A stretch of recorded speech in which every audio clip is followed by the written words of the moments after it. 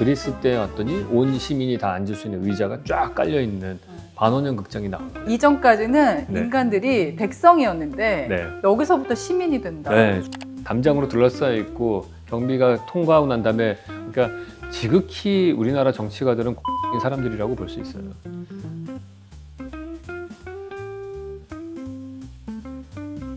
네, 따끈따끈한 우리 교수님의 신간, 공간인간. 네. 드디어 제가 조스빈 큐레이션을 소개하게 되어서 너무나 영광입니다. 아, 예, 감사합니다. 네, 근데 이거 제목이 네. 인간 공간이 아니고 공간 인간이잖아요. 네.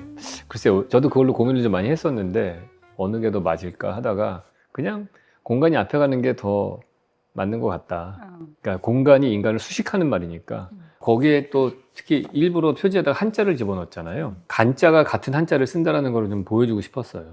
그리고 보시면 블랙 앤 화이트로 되어 있잖아요. 그러니까 하얀색 파트는 비어있는 공간, 그다음에 그거를 프레임하는 까만색 건물, 뭐 이런 여러 가지 의미를 갖고서 만든 그 디자인이에요. 보면은 공간을 통해서 뭐 네. 건축을 통해서 인류의 역사를 살펴본다는 네, 그런 컨셉은 이전에 냈던 책과 결을 같이 하긴 하는데 네, 되게 재미있는 흐름이요. 네, 이게 1층에서 17층까지 구성된 네, 구조예요. 네, 예를 들면은 최초의 건축물을 인간의 건축 행위를 모닥불로 보고 네, 지금 우리가 살고 있는 스마트 시티까지 이제 진화하는 과정을 네, 마치 건축물을 쌓아 올리는 것처럼 네, 네, 컨셉을 잡으셨더라고요. 네, 맞습니다. 특별한 이유가 있어요?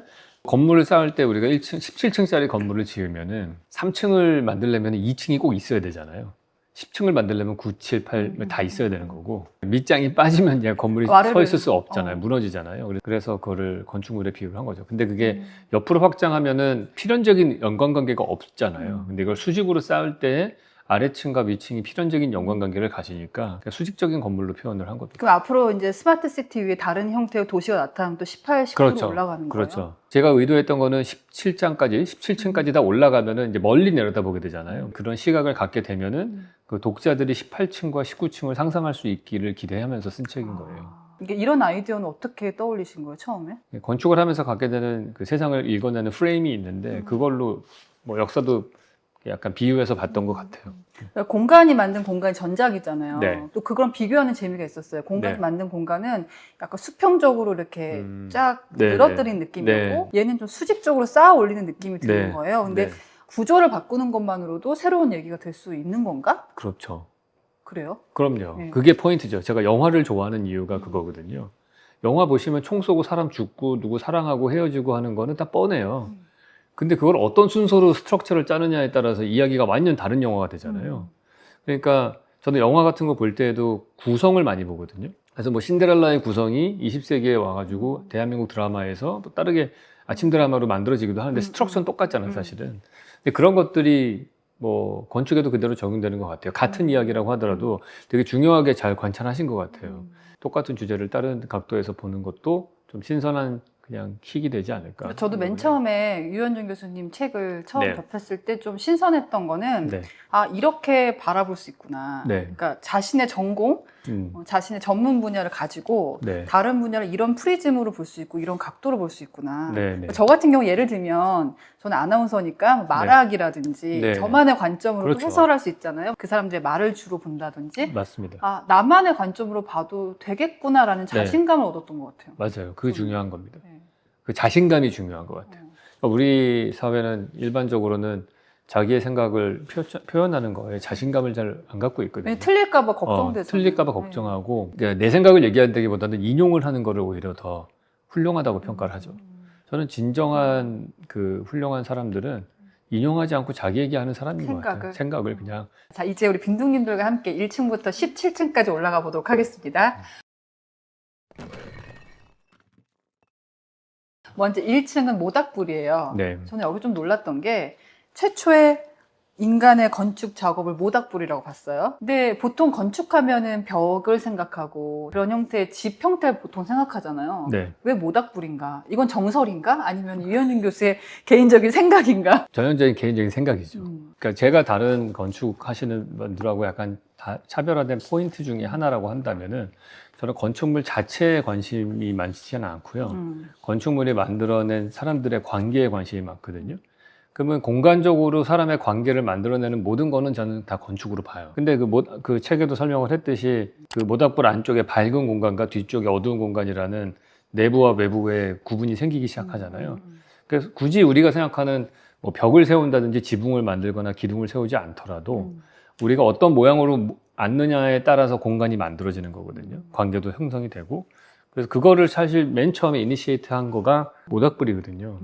그래서 뭐 인류 문명에서 모닥불이 가지는 의미가 뭐 음식을 구워서 먹고 맹수를 물리칠 수 있고 그 여러 가지 의미가 있겠지만은 무리의 구심점을 만들고 공간이라는 개념을 사람들 집단에서 사용할 수 있게 된 첫 번째 케이스다 이렇게 보는 거죠. 생각해보시니까 우리가 성냥불 하나 켜면 네. 나 혼자 하는 거지만 모닥불이 되는 순간 그렇죠. 그 어떤 공간의 느낌, 어떤 뭐랄까 어떤 범위가 형성이 되잖아요. 네, 그렇죠. 근데 사실 그게 네. 우주의 자연의 원리도 똑같잖아요. 태양이 있기 때문에 태양을 중심으로 행성들이 도는 태양계가 만들어졌고 그러면서 이 모든 우주 공간에 규칙이 생겨나고 생명이 생겨난 거잖아요. 그거랑 똑같은 것 같아요. 그 모닥불이 없었더라면은 사회를 발전시키는 구심점이 없는 거랑 똑같은 것 같아요. 그럼 거기서 모닥불이 생긴 덕분에 인간이 네. 동굴에 들어갈 수 있어진 거잖아요. 네, 그렇죠. 동굴을 2층으로 보셨어요? 네, 2층이죠. 동굴의 벽화를 그린 거가 2층이죠. 네. 근데 사실은 이 장의 핵심은 동굴 자체가 아니고 동굴의 벽화를 그렸다는 게 포인트예요. 다른 동물들도 다 건축을 하거든요. 비버도 댐도 만들고 그러네요. 새도 둥지도 만들고 거미도 집을 짓고 다 자기 집을 짓기는 하는데 거기에 자기의 생각을 투영하는 공간은 없어요. 그냥 기능적으로 짓는 것 뿐인 거죠. 근데 인간은 다른 동물과는 구분되게 동굴에다가 벽화를 그리죠. 소를 그리던 사슴을 그리던 다른 사냥하는 사람을 그리던 그러니까 그런 것들을 그림으로 인해서 자기의 생각이 투영된 다른 차원의 공간을 만든다고 저는 봐요. 지금은 우리의 생각을 지능을 발전시키는데 혁명적인 거가 언어가 생겨난 건데 언어가 있으려면 단어가 있어야 되잖아요. 네. 근데 단어가 만들어지기 전에 자기의 생각을 표현할 방법은 사실 그림이 더 효과적인 거거든요. 땅바닥에 그리면 지워지니까 문신을 해서 이제 몸에다 새기든지 아니면 동굴 벽화를 그리든지 그런 거죠. 근데 흥미로운 게 그림을 먼저 그렸기 때문에 문자가 나온 거예요. 제가 프루스트와 오징어라는 책을 최근에 읽었는데 그분이 그 언어학 같은 거를 전공하시는 분인데 최초의 문자가 메소포타미아의 그 쐐기 문자잖아요. 이렇게 뭐 찍어가지고 점토판에다가. 근데 그분의 추리는 그 쐐기 문자의 모양이 거기가 메소포타미아가 다 진흙바닥이잖아요. 진흙바닥에 새들이 앉으면 찍히는 발자국 모양이 그거랑 비슷하다는 거예요. 그래서 그걸 보고서 진흙 점토판을 만들어서 그 새 발자국 모양으로 그 문자를 만들었을 것이다. 그 문자가 나오기 전에는 사실 중요한 커뮤니케이션의 도구는 그림이었을 거고 그 그림을 그릴 수 있는 공간은 동굴이었을 것이다. 이제 동굴에서 이제 계속 올라갑니다. 네. 한층 올라가요. 네. 그 높이 쌓을수록 네. 권력이 올라가는 거다. 네. 네. 고인돌보다는 지구라트가 지구라트. 더 많은 권력, 뭐 지금의 네. 어떤 초고층 빌딩까지 네. 더 많은 권력을 갖고 있다. 네. 이거를 조금 뭐 원리를 좀 설명해 주실 수 있어요? 일단은 건축은 힘든 일이에요. 아무나 할 수 있는 일은 아니고 많은 사람을 동원할 수 있는 경제력이나 권력을 가진 사람들만 지을 수 있는 거예요. 근데 그게 왜 힘들겠어요? 중력을 거스르는 일이기 때문에 힘든 거예요. 무거운 돌을 그 위에다 올려야 되잖아요. 그래서 사이즈가 크고 높을수록 권력자의 공간이 되는 거고요. 근데 그 높은 꼭대기에 올라가게 되면 생겨나는 효과가 내려다볼 수 있다는 거. 여러분들이 그런 경험 해보셨는지, 우리가 운동장에서 교장 선생님이 구령대에 올라가서 이렇게 훈시를 하시면은 밑에 전교생 한 200명을 쫙 내려다본단 말이에요. 그럼 쭉 보면은 전교생들이 어떻게 딴짓하고 있는 게 다 보인단 말이죠. 정보를 장악하는 거예요. 근데 그 운동장에 서 있는 학생들은 자기의 모든 걸 다 노출시키는 거가 되는 거고, 그게 또 이제 정보의 비대칭이 생겨나는 거고, 또 하나는 그 위에 올라가는 교장 선생님은 200명의 학생들이 다 쳐다보게 되잖아요. 근데 밑에 있는 애들은 자기를 봐주는 시선이 없어요. 자, 우리가 200명의 학생이 교장 선생님을 쳐다보면은 정보의 개수로 따지면 각각의 머리에 교장 선생님 사진이 있는 거잖아요. 그러면은 200장의 교장 선생님 사진이 있는 거란 말이에요. 앞에 운동장에 서 있는 학생들은 자기를 봐주는 애가 옆에 뒤에밖에 없어요. 두세 장밖에 없어요. 그러면은 정보가 100배 차이 나는 거예요. 정보의 차이가 권력의 네, 차이인 정보의 거예요? 차이가 권력의 차이인 거예요. 이걸 현대사회에 그대로 적용을 해보면은 뭐 연예인들, 아이돌들 이런 사람들이 권력을 가지는 이유는 그 사람의 정보가 많이 카피되어 있기 때문인 거예요. 근데 SNS 같은 이러한 정보가 없던 시절에 그런 정보의 카피를 만들 수 있는 방법은 높이 올라가서 다른 사람들한테 자기의 모습을 보여주는 거예요. 그걸 만든 게 지구라트 신전인 거예요. 그 지구라트 신전을 높게 단을 쌓아서 거기 제사장이 딱 올라가는 순간 그 밑에 수천 명이 딱 바라다 보면서 다른 일반인보다 수천 배의 권력을 가지게 되고 그게 사회를 움직일 수 있고 명령을 할 수 있는 권력이 되는 거고 점점 명석하게 되는 거죠. 그러니까 더 만들기 어려운 건축물일수록 네. 더 큰 집단이 만든 거기도 하지만 동시에 그걸 만들면서 그 사회가 더 조직화되는 거거든요. 얼마나 많은 사람이 죽었겠어요. 그거 하면서. 장난 아니죠. 그렇죠. 근데 그게 이제 아까 오해가 또 있더라고요. 예전에는 우리가 피라미드를 만들 때 엄청나게 노예를 막 채찍을 때려가면서 막 그렇게 만들었을 것이라고 생각했는데 아니에요? 최근의 연구에 의하면은 피라미드 공사 현장 옆에 그 마을이 몇 개가 있어요. 세 칸으로 나눠진 마을. 네. 그러니까 3교대로 일을 한 것 같다는 얘기도 하신 분이 있고. 근데 하여튼 그 마을, 중요한 건 뭐냐면 그 사람들의 뼈를 조사를 해봤더니 뼈가 부러진 게 있는 거예요. 공사하다 부러질 수 있잖아요. 근데 그 뼈가 다시 붙은 모양을 보니까 의료의 치료를 받았다는 거예요. 근데 치료를 받았는데 그 퀄리티가 왕족들이 뼈가 부러져서 치료를 받은 것과 똑같은 퀄리티로 치료를 받은 거예요. 그래서 우리가 생각하는 것만큼 이집트 시대에 그 사람들이 그런 학대받고 소모품처럼 쓰여지는 노예가 아니고 오히려 요즘에는 농번기가 끝나고 농한기 때 이 사람들의 직장을 마련해 주기 위해서 한 걸 수도 있고 또 하나는 노동자들을 되게 꽤 잘 대우를 해줬을 해줬다. 수도 있다. 뭐 물론 이것도 그것도 가설이지 뭐. 다 가설이지. 근데 그래서 그 몇 가지 증거로 그렇게 이제 추리를 하시는 학자분들이 있어요. 근데 말씀 듣다 보니까 재미있는 게 저희가 역사 공부를 하다 보면은 네. 하기 쉬운 오류 중에 하나가 네. 착취와 피착취의 역사로 많이 네. 해석하기도 하고 그렇죠. 또 특히 큰 세계사 같은 경우는 전쟁을 기준으로 네. 연도를 구별하잖아요. 네네네. 근데 교수님이 낸 책을 보면 그런 착취나 피착취의 그 개념보다는 네. 공간이라는 도구를 던져주니까 그게 네. 또 새롭게 느껴졌던 게 아닌가.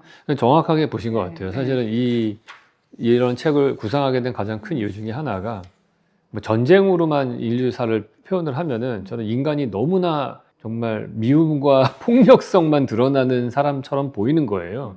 근데 인간은 사실은 그런 폭력성도 있지만은 되게 남을 돕기도 하고 뭔가를 힘을 합쳐서 성취하기도 하고 문제를 같이 해결하는 힘도 있거든요.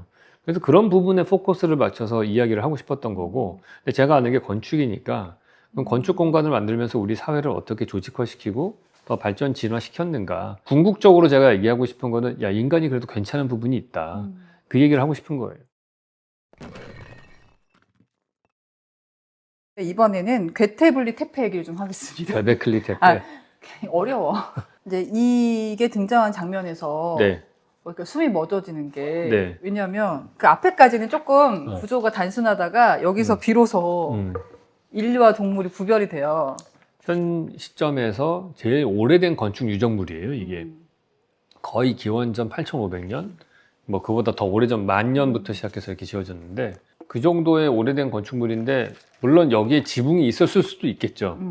근데 그 지붕은 나무로 만들어서 다 썩어서 없어질 수도 있지.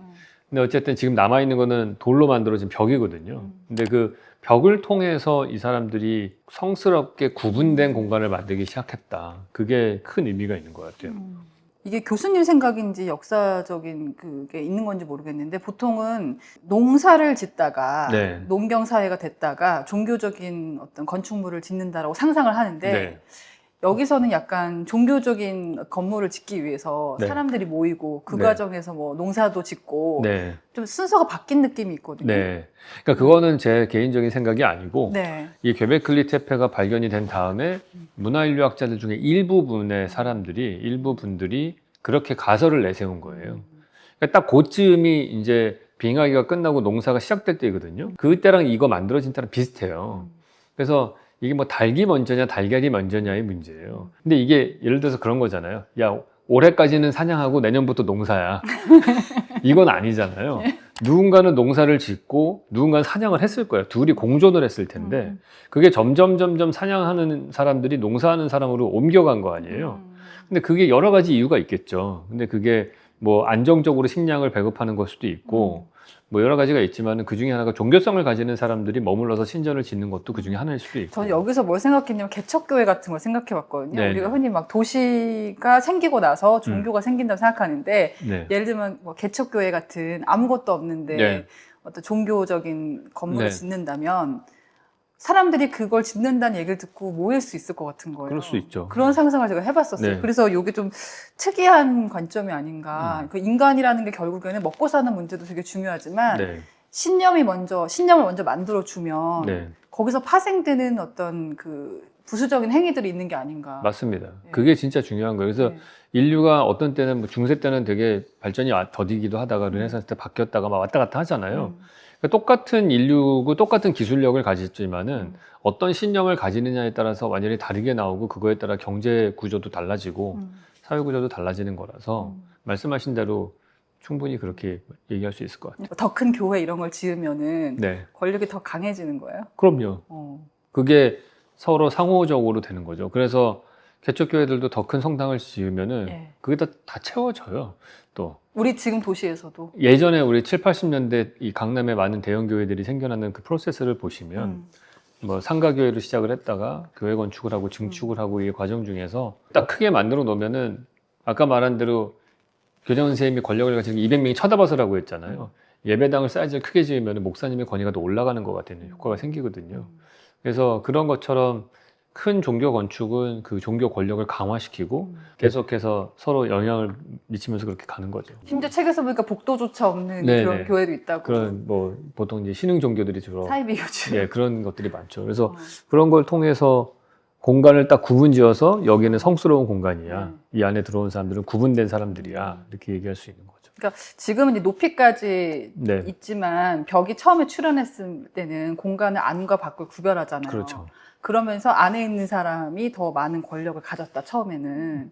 근데 여기서는 퀘베클리 태페는 장례식을 치르는 공간이에요. 그러니까 그런 뭔가 좀 우리 일상의 공간이 아닌 죽은 자를 기리거나 아니면 좀 더 성스럽고 그런 공간. 동굴이 그 역할을 했었을 텐데 이제 이거를 동굴까지 안 가고 자기가 사는 돌아서 동네 가지. 근처에다가 이제 만들어 놓은 거죠. 사실 동굴이 특별한 이유는 구분된 이유는 동굴 벽이기 때문인 거잖아요. 지붕도 있고 그렇게 해서 딱 구분된 공간으로 되어 있는데 그거를 인공적으로 만들었다 이렇게 보는 거죠. 그 영상 중에서 네, 아마 안도 타다오 건물 가셨을 때 하셨던 것 같은데 네, 벽을 이렇게 미로처럼 가면서 네네네. 시퀀스가 생기고 뭔가 중요한 게 맨 마지막에 네, 나오고 그런 그렇죠. 스토리가 있다는 말씀을 네, 해주셨거든요. 네, 맞아요. 그게 여기서부터 나와요. 퀘베클리 태페가 보면은 동그랗기만 한 게 아니고 동그란데 끝에가 이렇게 호리병처럼 이렇게 복도가 만들어져 있거든요. 그러니까 그 긴 공간을 거쳐서 그 안에 들어가게 되어 있어요. 몇 겹으로 쌓여져 있는 뭐랄까 역사가 지나도 바뀌지 않는 인간의 본능인 것 같아요. 혹시 교수님 프로젝트 중에서는 그런 거 응용하신 건 없어요? 하나 있는 게 머그학동이라는 프로젝트인데 네. 머그학동이 퀘베클리 태페하고도 비슷하다고 볼 수 있겠네요. 왜냐하면은 맨 바깥쪽에 담장이 있고요. 그 여기 들어가면 또 벽이 있고 네. 막 그런 레이어로 돼 있어요. 맨 끝에 뭐가 나와요? 펜션이요. 그러니까 거기서 침대가 나오고 침실이 아. 나오죠. 가장 프라이빗해야 되는 공간이잖아요. 네. 자, 이제는 피라미드를 지나고요. 네. 성전을 지나고 그리스의 반원형 극장에 도달하게 네. 됩니다. 네. 굉장히 중요한 순간인데 그 반원형 극장이 보면 이렇게 돼가지고 네. 그 신촌의 연세대학교도 그렇게 네, 노천극장이 똑같이 돼 있는 것 생겼죠. 같더라고요. 네. 이렇게 해서 저 옛날에 거기서 콘서트 본 적 있는데 네. 가수라고 해야 되나? 네. 공연하는 사람 맨 아래에 있어요. 네. 위에서 내려다봐요. 이걸 되게 중요하게 네. 평가를 하셨어요. 민주주의의 시작? 네. 예. 그렇죠. 아까 제가 지구라트 말씀드리면서 높은 데에 올라가서 사람의 시선을 받는 사람이 권력자라고 했잖아요. 두 가지 원리죠. 높은 데서 내려다보기 때문에 권력자고 사람의 시선을 많이 모아서 권력자인 건데 반원형 극장 같은 경우에는 무대 위에 올라가신 사람은 사람의 시선을 받잖아요. 모든 객석에서. 그래서 이렇게 올려다봐야 돼, 사람들을. 그래서 시선의 높이 관점에서는 제일 밑바닥 사람인 거예요. 그러니까 둘이 상호 보완이 되면서 평등한 관계가 만들어지는 거예요. 그런데 또 특이한 점은 그 무대에 아무나 올라갈 수 있다는 거예요. 그러니까 관객이 앉는 사람은, 그러니까 객석에 있는 사람은 항상 객석에만 앉고 스테이지에 올라가는 사람은 항상 스테이지만 있는 게 아니고 이게 서로 자리를 왔다 갔다 바꿀 수 있거든요. 거기 있는 안에 있는 사람들이 다 수평적인 관계를 가지는 민주주의적인 그런 공간이다. 근데 거기서 재밌었던 게 네. 의자가 여기서 네. 출연한 거 맞죠? 그렇죠. 저는 그 전까지는 개인을 위한 의자가 없었다는 게 네. 더 놀라웠어요. 옛날 오래된 거에 그림들 보면은 왕이나 왕비 같은 사람들이 앉아 있잖아요. 다 대부분 다 높은 사람들만 앉는 거거든요. 노예들은 서가지고 서빙해야죠. 우리 식당에 가시면은 서빙하시는 분들이 서서 계속 왔다 갔다 하고 손님들은 앉아서 밥을 먹잖아요. 그러니까 앉아 있다라는 건 되게 권력자인 거예요. 내가 움직일 필요가 없다. 난 노동을 할 필요가 없다. 이거를 상징적으로 보여주는 거여서 수렵 채집 때는 아예 의자가 없죠. 그때는 내가 가구라는 게 있을 수가 없지. 계속 이동을 해야 되는 거니까. 그렇게 되는 거라서 의자가 되게 특정 소수 권력자들의 소유물이었는데 그리스 때 왔더니 온 시민이 다 앉을 수 있는 의자가 쫙 깔려 있는 반원형 극장이 나온 거죠. 왜 이게 재밌냐면 우리 어릴 때는 그리스 하면서 네. 시민사회가 탄생했다. 몇 년, 뭐 BC 몇 그치. 년 해가지고 외우잖아요. 네. 근데 이 공간을 설명해 주시니까 이게 네. 네. 이해가 딱 되는 거예요. 네네네. 그쪽은 그리스 어, 민주주의 시작. 그렇지. 아, 진짜. 의미를 잘 모르고 진짜 그렇게 하게 되죠. 그리고 이게 되게 감동적이었던 순간인 게 네. 이전까지는 네. 인간들이 백성이었는데 네. 여기서부터 시민이 된다. 네, 중요한 포인트를 찾으셨네요. 네. 학교 다닐 때도 이제 배우면은 민주주의는 투표를 했기 때문에 민주주의라고 얘기를 하거든요. 근데 그거는 소프트웨어적인 관점이죠. 내 지도자를 뽑을 때 쓸 수 있는 거니까 민주주의인데 공간적으로도 그게 반영이 됐다라는 거예요. 건축물도 그거랑 반영이 됐다. 그럼 지금 국회의사당이나 네. 시청 광장 같은 데가 사실은 네, 그런 게 잘 발현돼야 되죠. 민주주의 정신이 잘 발현돼야 되는 공간이잖아요. 그렇죠. 공간적으로 봤을 때 어떻다고 생각하세요? 어. 공간적으로 봤을 때는 글쎄요. 뭐 우리나라의 국회의사당 건물, 이제 그거하고 독일의 국회의사당 건물을 비교를 해보면은 우리나라 국회의사당 건물은 권위의 상징이죠. 담장으로 둘러싸여 있고 경비가 통과하고 난 다음에 올려다보는데 좌우 대칭에 있고 들어가면은 그거는 국회의원들밖에 못 들어가는 공간이잖아요. 근데 독일 국회의사당 건물은 그 국회의사당 꼭대기에 유리돔 밑에서 국회의원을 감시할 수 있게 돼 있거든요. 일반 시민이. 그게 민주주의적인 공간인 거죠. 그러니까 지극히 우리나라 정치가들은 권위적인 사람들이라고 볼 수 있어요.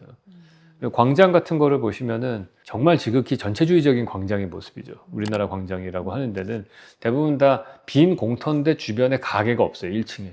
아, 그러네. 네. 북한이 가면 딱 그렇거든요. 평양의 도시를 보시면은 도로 되게 많아요. 뭐 근사한 건물들도 많고, 근데 1층에 가게가 없어. 1층에 가게가 없다는 얘기는 거기에 길거리를 걷는 사람도 일단 없거니와 걷는 사람이 있다고 하더라도 나에게 선택권이 안 주어지는 도시인 거예요. 그 게임으로 치면 거의 NPC 같은 존재들인 거죠.